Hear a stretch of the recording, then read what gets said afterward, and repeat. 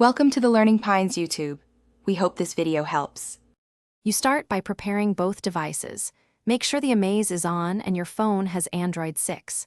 0 or newer, with Android Auto and Google Apps updated. This prevents incompatibility.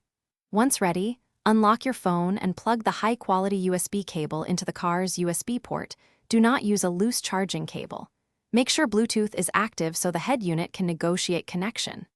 After connecting, tap Android Auto on the Amaze screen to initiate the projection and grant any immediate permission prompts. Once the projection starts, you'll see permission dialogues on your phone.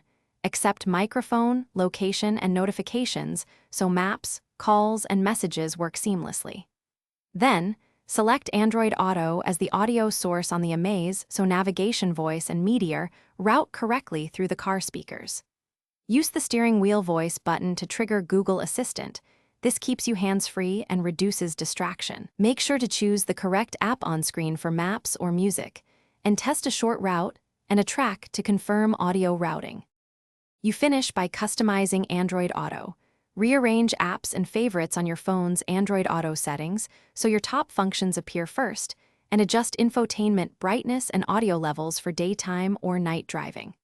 Once done, use a test navigation and a call to verify microphone and speaker performance. Make small volume or mic adjustments if voices sound faint. If things go wrong, try one key troubleshooting step. Swap to a certified USB cable and reboot both phone and Amaze. Thanks for watching. Consider subscribing if we helped you.